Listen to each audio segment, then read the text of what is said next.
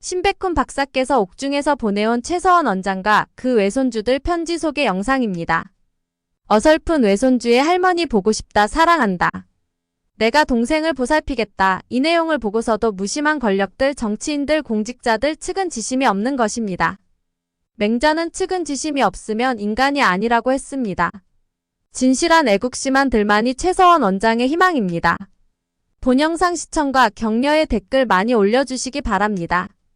그립고 그리워 또 보고 싶음에 어린이날을 하루 앞두고 형집행정지 연장이 불어대어 아이들에게 7년 만에 만난 어린이날에 손주들에게 축하를 해주고 싶었는데 아무것도 해줄 수가 없이 돌아왔다. 그런 후 벌써 석 달이 넘어가고 있음에 보고 싶음에 그리움에 새벽에 눈을 뜨면 가슴이 저며와서 참을 수가 없다. 전 세계적으로 이렇게 박해당하고 아무 죄 없는 손주들이 이렇게 절박하게 살아가는 게 그런 삶이 있는지 물어보고 싶다. 뇌물 먹은 특검의 수장 박영수는 그 당시 뒤에서 검은 돈을 챙기면서 한 나라의 최초 여성 대통령을 민간인인 나와 전혀 관계없었던 분과 엮어서 경제공동체니 묵시적 청탁으로 뇌물죄로 몰아 모든 재산을 빼앗기게 만들었다. 박영수 특검의 뇌물사범 행위는 반드시 단죄돼야 하고 국민들이 책임을 물어야 할 것이다. 4차례 재판에서 모두 재단 출연금은 뇌물성이 부인되었다. 대법원에서 말 3마리 값만 인정했다. 그 사유도 묵시적 청탁이 있었다는 것이다. 법전에도 없는 희한한 용어로 국민들의 마음을 훔친 박영수는 영웅이 아니고 괴물이었다. 그 덕분에 한 나라의 여성 대통령이 탄핵당하였고 우리 죄 없는 새 손주들과 딸의 삶은 절벽 앞에서 서 있게 되었고 아무도 관심조차 없는 거리의 아이들이 돼버렸다.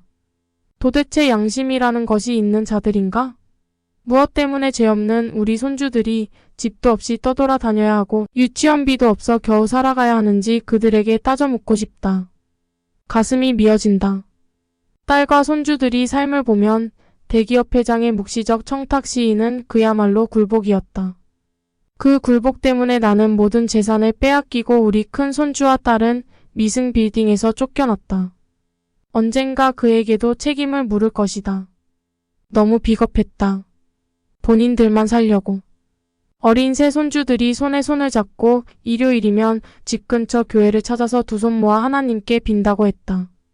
어설프게 쓰여진 서신에는 외할머니 건강하게 빨리 오라고 하는 간절함이 눈물을 쏟아지게 한다.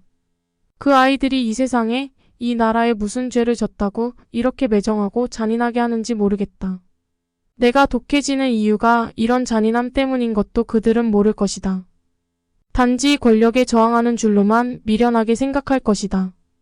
이렇게 뇌물을 한 푼도 안 먹은 나에게 재산을 다 뺏어가 알거지를 만들어 놓고 악성 댓글 소송도 경찰청이 막아서서 전국에 공문을 보내 못하도록 막아서고 있다. 무슨 명예회복이고 진실이 나왔다고 한들 밝혀줄 사람이나 국민들은 있는지 의문스럽다. 우리 손자들이 이 매정한 세상에서 어떻게 살아갈지 어디론가 아무도 없는 곳에서 살아갔으면. 댓글 중에서 악성 댓글엔 목을 따서 다 죽여야 한다는 내용들의 잔인함이 극도로 달해서 아이들이 커서 자라면 마음의 충격을 받아 살아갈 수 없음인 것이다.